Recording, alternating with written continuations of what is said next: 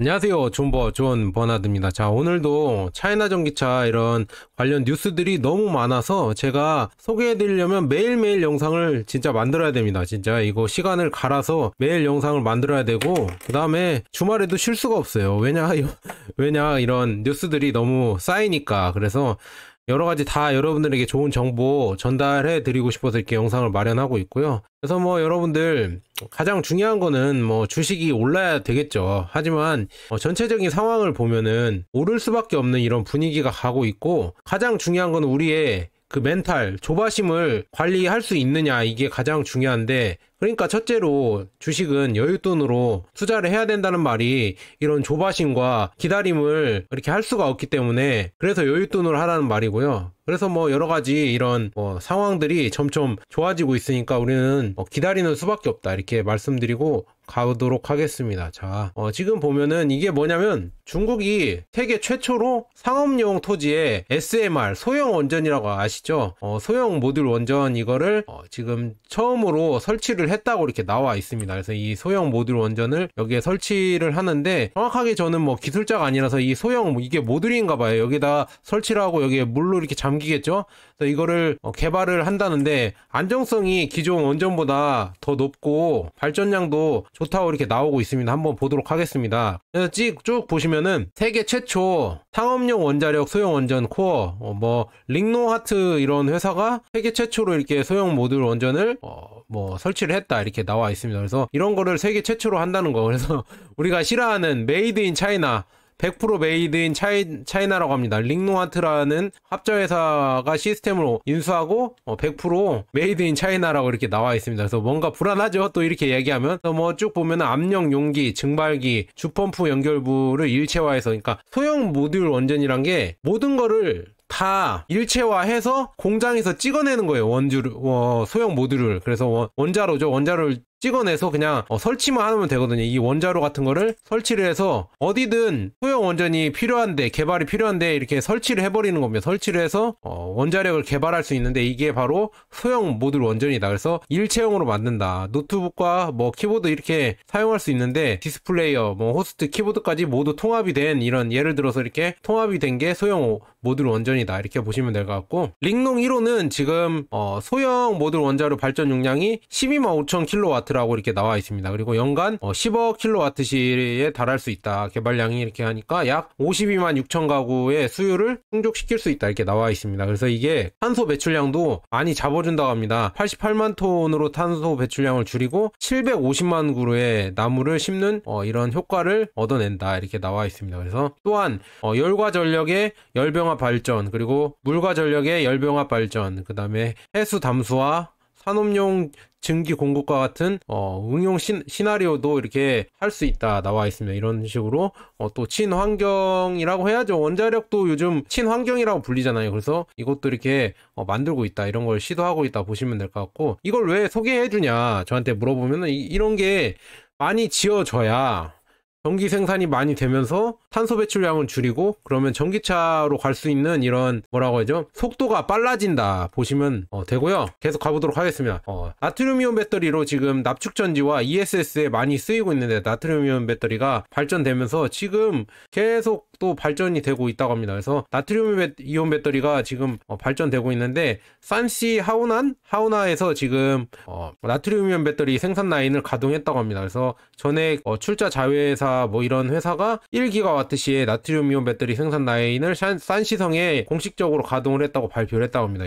그래서 지금은 파일럿 테스트에서 나트륨이온 배터리를 대량으로 생산, 그리고 전환, 그리고 이온 배터리 업계에 새로운 강자로 추가됐습니다, 이렇게 나와 있습니다. 그래서 쭉 보면은 이 나트륨 배터리가 어디에 쓰일 것 같냐 이렇게 물어보면, 에너지 저장 배터리와 전원 배터리, ESS랑 경전기 자동차나 아니면 승용차, 대형 트럭 이런 데에도 차체 쓰일 것이고요. 그 다음에 이거의 장점은 뭐냐, 우수한 저온 성능, 그러니까 저온에서도 성능이 잘 되고요. LF 배터리나 아니면 삼원계 배터리보다 잘 되고, 긴 사이클, 그러니까 수명이 길어요. 그리고 낮은 생산 단가, 그러니까 저가라고 이렇게 말씀드릴 수 있겠죠. 그래서 이런 장점이 있기 때문에 앞으로 지금 납축전지나 아니면은 전체적인 전기차나 ESS 에너지 저장 모듈 뭐 이런 데 많이 쓰일 것이다. 소금으로 만든 배터리가 많이 쓰일 것이다. 이렇게 나와 있습니다. 그래서 이것도 점차적으로 기대가 된다. 그래서 여기 보니까 24년부터 양산이 될 예정이라고 이렇게 나와 있거든요. 그래서 이것도 여러분들 잘 체크하셔서 투자하시는데 참고하셨으면 좋겠습니다. 그래서 이런 식으로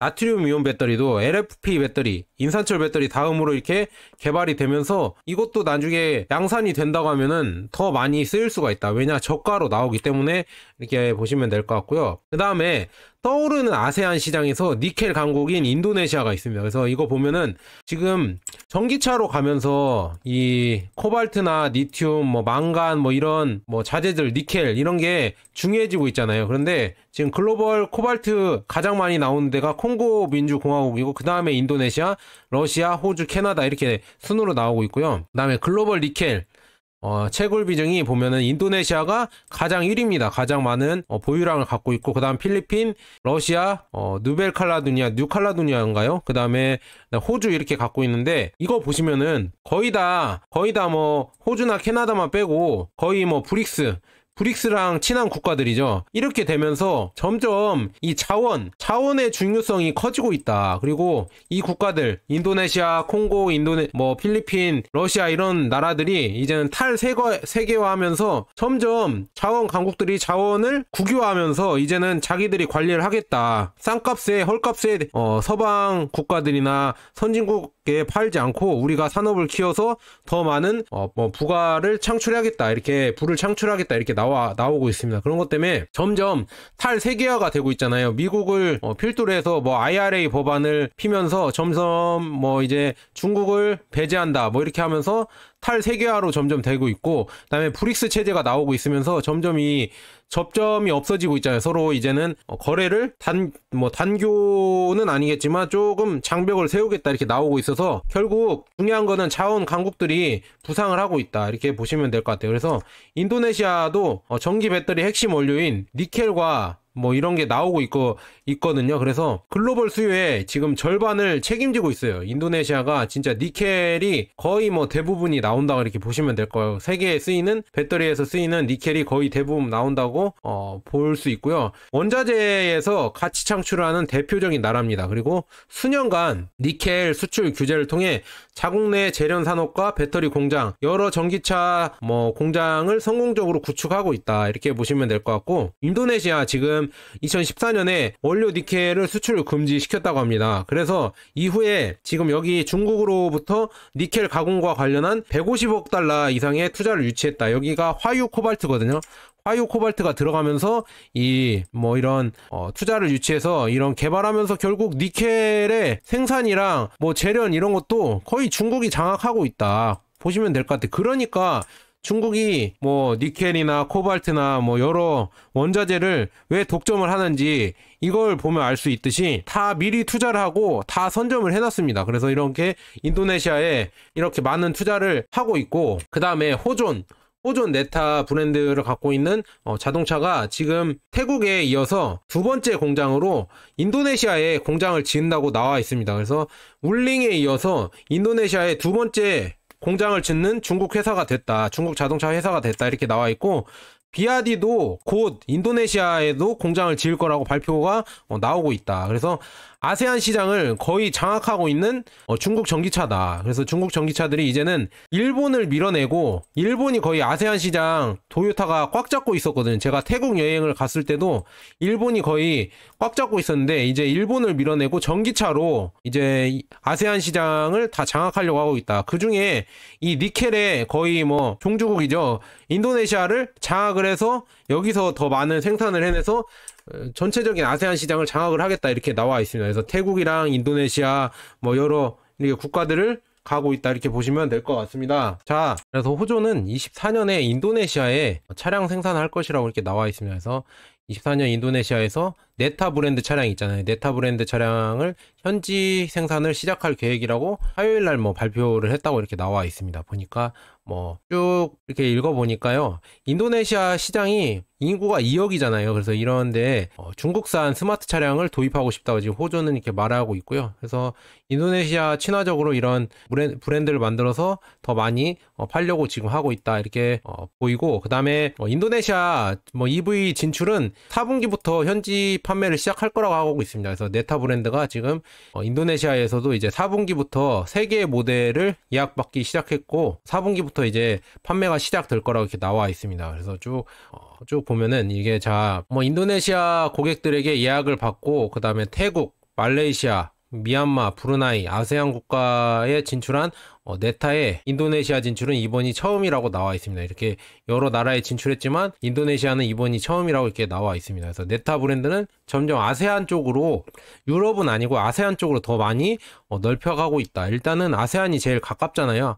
동남아시아 이쪽이 가깝기 때문에 이쪽으로 네타 브랜드는 계속 넓혀가고 있다 이렇게 보이고요. 그래서 뭐 아세안 시장은 뭐 지금 뭐 이렇게 보면은 중국이 거의 다 제가 봤을 때는 장악을 할 거라고 보고 있거든요. 왜냐하면 가격대가 싸기 때문에 여기 소비자들이 살 수밖에 없는 이런 가격대입니다. 그래서 네타라는 브랜드도 가격대가 참 가성비 있게 잘 나오고 있고요. 태국에서 뭐 방콕 공장도 짓고 있고, 그다음에 보면은 이제는 뭐 인도네시아에도 공장을 짓는다고 하고 있고, 이런 브랜드들이 지금 계속 아세안에 진출을 하고 있다는 게 고무적이라고 이렇게 볼 수가 있습니다. 그 다음에는 뭐 가장 중요한 거는 지금 중국 자동차 기업들이 전기차 시장 점유율 75%를 동남아에서요 75%를 돌파했다고 이렇게 나와 있습니다. 그래서 지금 동남아 시장의 지각 변동을 일으키고 있는 게 중국 브랜드의 자동차들이다, 전기차들이다. 누가 이렇게 성공할지 어떻게 알았습니까? 뭐 짝퉁차다, 뭐 고장이 잘 난다, 뭐가 안 좋다, 다 따라한 차다, 뭐 이렇게 말은 했지만 지금 아세안 시장에서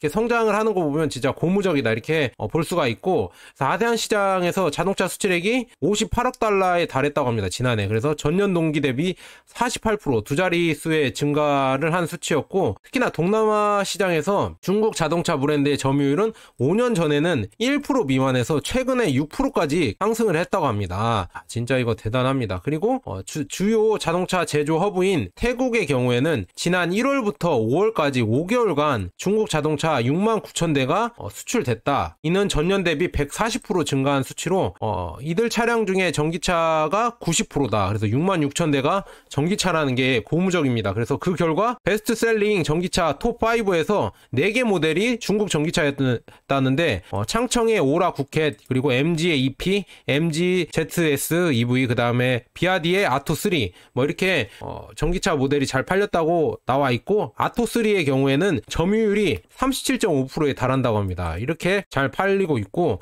현지화 전략을 중국이 워낙 잘하고 있다고 합니다. 그래서 완성차 업체들이 현지에서 생산 기지를 구축하거나 합자회사를 설립해서 원가를 낮추고 현지 시장 수요를 공략하고 있다. 이게 가장 핵심이고, 그래서 도시명 소형 전기차부터 럭셔리 SUV까지 다양한 전기차 모델을 내세우며 현지의 다양한 소비자 수요에 부응을 하고 있다. 이렇게 보이고, 창청 자동차는 뭐 6억 5천만 달러를 투자해 20년에 태국의 동부 도시인 라용에 위치한 공장을 태국의 생산 허브로 개조하고 다양한 전기차 모델을 현지 시장에서 판매를 하고 있다. 생산을 해서 현지 시장에 판매를 하고 있다. 이렇게 나와 있습니다. 그래서 이런 식으로 태국에서 이렇게 완성차를 베트남으로도 또 수출을 하고, 그 다음에 2025년에는 전기차 조립 공장을 설립해서 동남아 주변 국가를 공략한다는 지금 계획이다. 이렇게 나와 있고, 그 다음에 비아디도 태국에 지금 전기차 공장을 설립을 추진하고 있죠. 그래서 오는 24년부터 생산을 추진한다고 이렇게 나와 있습니다. 그래서 연간 15만 대 정도가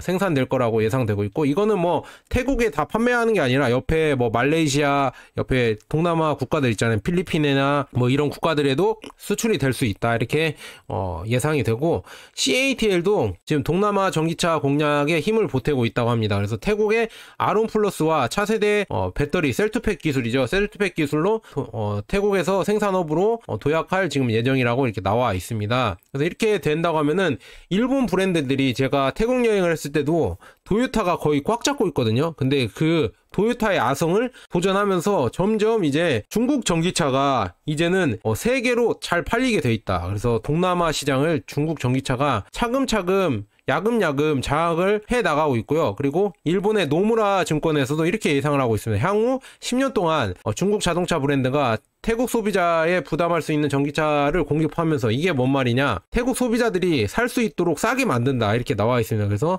일본 자동차 기업이 최소한 15% 이상의 점유율을 빼올 수 있을 것 같다. 일본 자동차 기업으로부터 최소한 15% 이상, 15포인트죠 이상의 점유율을 빼앗아 갈 것이라고 이렇게 전망이 나오고 있다, 이렇게 보면 될 것 같고요. 그래서 지금 이렇게 태국 시장을 필두로 해서 이제 점점 동남아 지역으로 퍼져 나가고 있고, 특히나 혼다도 지금 태국에서 EV, SUV를 양산할 계획이고, 도요타도 지금 태국 본토에서 전기차 생산을 검토하고 있다고 이렇게 전해지고 있고, 현대차 그룹도 인도네시아에서 공장을 짓고 양산을 해서 전기차 아이오닉 5를 생산해낼 것이라고 이렇게 나와 있습니다. 그래서 이렇게 점점 동남아로 여러 전기차 회사들이 진출을 하고 있는데, 그 중에 가장 잘하고 있는 데가 중국 전기차 업체다, 이렇게 보입니다. 그리고 상하이 GM 울링 자동차도 지금 13,270달러로 바오준 이 소형 EV를 출시했다고 합니다. 이거가 지금 태국이나 동남아를 노리고,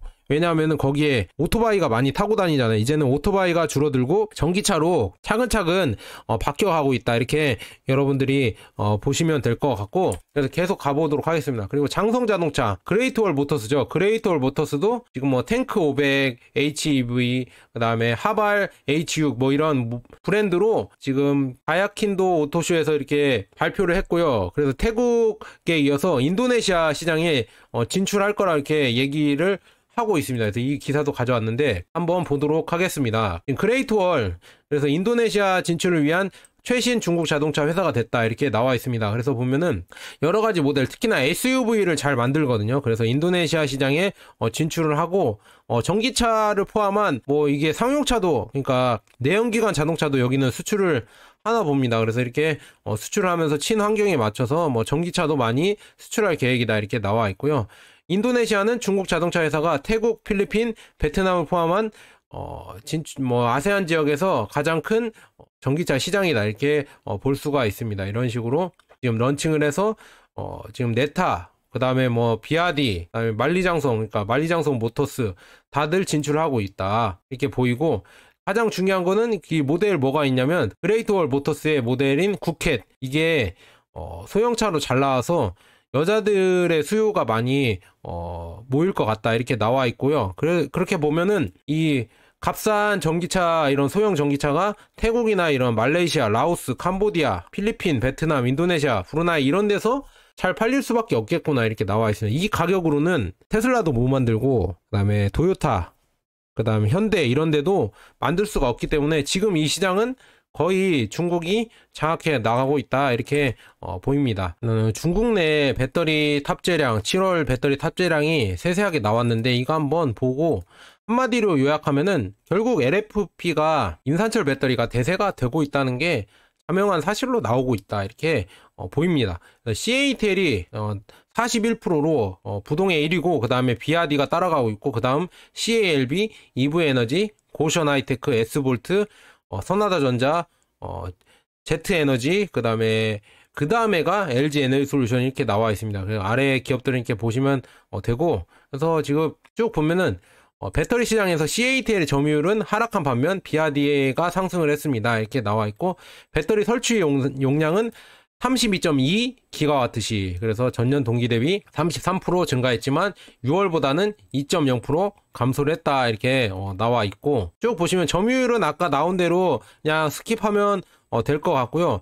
가장 중요한 게 이걸로 봐야겠죠. LFP 배터리 점유율을 봐야 되고, 그 다음에 3원계 배터리랑 비교를 한번 해야 될 것 같은데요. 지금 쭉 보시면은 7월에 리튬 이온 3원계 배터리 설치량은 10.6GWh로 설치 전체 용량의 32.8%를 차지했다고 합니다. 그래서 전년 동기 대비 7.4% 증가를 했고 6월보다는 4.8% 증가했다고 이렇게 나오고 있는데 LFP 탑재량이 중요합니다. LFP는 21.7GWh로 전체 탑재량의 67.2% 거의 70%를 차지하고 있고 전년 동기 대비 51%가 증가했고 6월 대비 4.7%가 감소했다. 이렇게 나오면서 결국 전년 동기 대비도 LFP 인산철 배터리가 계속 더 많이 늘어나고 있고 3원 개를 뛰어넘고 있다. 이렇게 나와 있습니다. 그래서 그 중에서 비아디의 배터리도 뭐 6월에 39.61%, 그 다음에 뭐 지금 LFP 7월의 점유율은 43.18%로 1위를 차지했다고 나와 있습니다. 이렇게 나와 있으면서 진짜 LFP가 계속 인산철 배터리가 싸니까 결국은 저가 경쟁을 도입하는 테슬라나 아니면 다른 업체들이 계속 쓰고 있으니까, 특히나 뭐 에너지 저장 시설에서는 거의 인산철 배터리가 거의 뭐 이제는 주류로 쓰이고 있죠. 거의 독점하다시피 하고 있죠. 그래서 이런 것 때문에 수요가 계속 늘어나고 있는 지금 상황이다. 그래서 그 중에 비아디가 가장 앞서 나가고 있고, 그 다음에 CATL은 3원계도 같이 만들기 때문에 점유율은 높고 3원계에서는 비아디가 만들고 있지 않습니다. 그러니까 비아디는 순수 거의 인산철 배터리를 만든다고 보시면 될 것 같아요. 그러니까 이런 식으로 LFP 시장이 계속 커지고 있다는 걸 뭐 이렇게 눈여겨볼 만하다, 이렇게 보입니다. 그래서 계속 가보도록 하겠습니다. 그 다음에는 뭐 브라질 판매량을 한번 보도록 하겠습니다. 브라질에 비아디가 진출했다고 하잖아요. 전기차 기업들이 뭐 브릭스잖아요. 브릭스 시장에 많이 진출을 하고 있는데, 그 중에 뭐 가장 뭐 큰 시장이죠, 남미에서. 그래서 브라질 시장에서 중국의 전기차들이 지금 뭐 잘 하고 있다, 이렇게 나와 있는데, 한번 보면은 하이브리드 판매 순위가 나왔어요. 7월 하이브리드 판매 순위가 나왔는데 중국 전기차입니다. 그레이트월 모터스, 뭐 하발 H6이 602대 판매가 됐고, 그 다음에 송플러스가 444대, 뭐 이렇게 보면 될 것 같고, 볼보도 거의 뭐 중국 브랜드라고 봐야겠죠. 뭐 이런 식으로 판매가 됐고, 그 다음에 순수 전기차 판매 순위도 갖고 왔는데, 브라질에 지금 뭐 상용차로 판매되고 있는 D1이 143대로 1등이고, 그 다음에 볼보가 106대로 2등, 그 다음에 3등이 아토3라고 불리는 유난 플러스가 97대, 이렇게 되어 있습니다. 이런 식으로 중국 전기차 뭐 돌핀도 잘 팔리고 있고, 중국 전기차들이 등수 안에 많이 들었고, 10등이 현대의 코나 EV입니다. 26대가 팔렸습니다. 그래서 이런 식으로 중국 전기차가 훨씬 많이 팔리고 있다는 걸 여러분들이 아실 수 있습니다. 그 다음에는 뭐 계속 가보도록 하겠습니다. 뭐 브라질에서는 지금 가장 많이 팔렸다는 D1이라는 브랜드가 가장 많이 팔렸는데, 이건 상용차로 해서 가장 많이 팔린 거라서 뭐 그렇게 눈여겨볼 부분은 아니고, 아토3가 그 다음 3등으로 많이 팔렸다는 게 더 중요한 것 같습니다. 하지만 뭐 미니밴도 많이 팔리면 팔릴수록 좋은 거니까, 이렇게 여러분들이 중국 전기차들이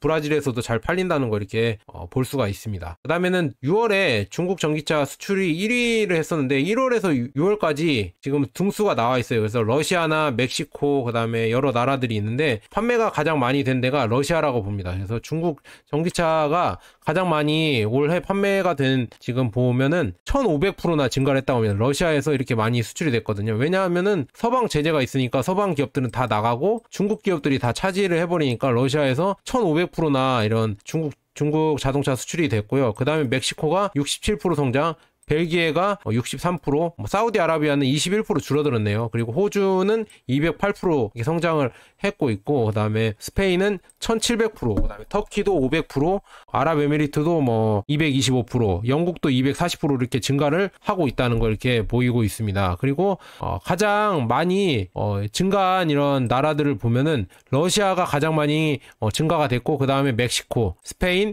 그 다음 호주, 터키, 튀르키예죠. 튀르키예, 이렇게 이런 순으로 증가를 많이 했다. 수출이 많이 증가됐다. 그리고 그 다음에는 뭐 브루나이, 그 다음에 뭐 베트남, 사우디아라비아, 페루, 칠레 순으로 이렇게 되어 있는데, 여기는 오히려 줄어들었다. 작년보다 줄어들었다. 이렇게 나와 있고, 23년도에 다 보면은 결국 러시아가 1등입니다. 515%로 러시아가 또 1등이고, 그 다음에는 뭐 멕시코, 벨기에, 호주 이런 순으로 되고 있다. 이렇게 보시면 될 것 같습니다. 이런 식으로 수출이 많이 늘어나고 있는 거를 이렇게 여러분들이 보시면 될 것 같습니다. 계속 가보도록 하겠습니다. 그래서 지금 8월 달에 브릭스 공동 통화가 온다고 나와 있잖아요. 8월 22일 날 남아공 요하네스버그에서 정상회담을 갖고 이제는 뭐 브릭스 통화가 나온다 이렇게 하면서 지금 가입국들을 받고 있잖아요. 그래서 알제리, 아르헨티나, 바레인, 방글라데시, 벨로루시 등등 여러 나라들이 브릭스를 포함한 여러 이제 브릭스 플러스라고 하죠. 이런 나라들이 포함이 되면서 이 통화가 나오면서 결국 이런 남반구 글로벌 사우스죠. 글로벌 사우스 국가들이 뭉치면서 이 통화를 만들어낼 것이다. 그러면 이 파괴력도 무시 못하거든요. 왜냐하면은 이 나라들이 이제는 자원 부국들입니다. 자원이 많기 때문에 자원 기반으로 통화가 만들어지고 그 자원을 패깅해서 이렇게 통화 거래가 된다고 하면은 또 이것도 또 다른 차원의 기축 통화가 될 수가 있을 것 같다. 이렇게 나와 있습니다. 그래서 이것도 기대가 되고 있고요. 그다음에 자동차에 들어가는 SI 칩, 반도체 장비에 들어가는 칩이죠. 이 칩이 비아디나 아니면 니오나 샤오펑의 이런 수요가 많이 일어나고 있고, 특히나 비아디가 월 10,000대 이상의 전기차를 생산을 해낸다고 하는데 이런 수요가 늘어나고 있고, 비아디는 향후에 이 수요가 20배 이상이 될 거라고 나와 있습니다. 그래서 와, 이것도 대단하다 이렇게 나와 있고, 비아디의 야망은 지금 자기 비아디 반도체 공장이 무제한으로 찍어내고 더 많은 생산을 하려고 하고 있고, 그 다음에 아마도 몇 년 안에는 800만 대 이상의 목표를 하고 있다. 비아디가 1년에 800만 대 이상을 만들어낼 거라고 이런 무시무시한 괴물적인 얘기를 했습니다. 이렇게 많은 생산을 해서 수출을 할